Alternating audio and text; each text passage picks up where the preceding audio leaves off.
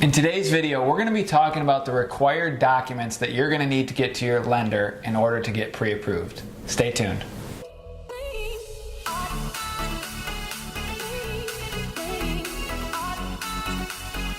Hey everybody, Daniel Narado with Keller Williams, and we are back this week with David Grasiak of Arcadia Financial Group.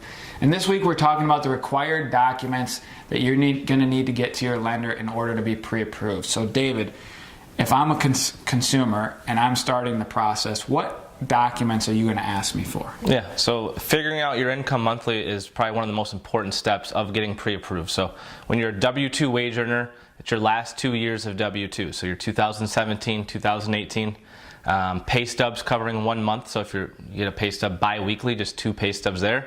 If you get paid every week, get a copy of 4 pay stubs. And then driver's license, and then asset statements for whatever account you plan to use for the down payment. Awesome. You make a good point, and something that triggered me.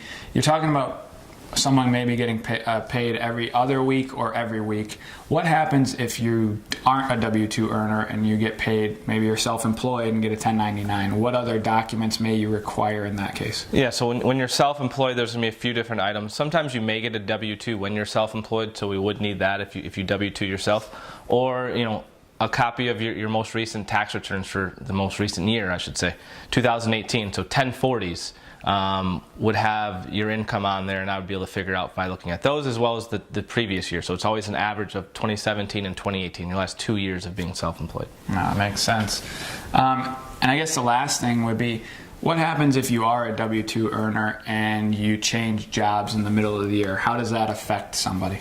Yeah, so it doesn't really affect much. Your income is based on whatever position you're currently earning income from. Now, if you switch jobs within the last few years, we would just document that. So you'd probably have 2 different W-2s last year because you switched in the middle of the year. You had some income from your previous employer and then your income from your current employer.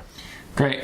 Well, we hope that helps you guys. That's a very basic overview of the required documents that you're going to need to get to the lender in order to get pre-approved. If you have any additional questions, please leave a comment below or reach out to David or myself. We'd be happy to help you. Thanks so much and have a great day.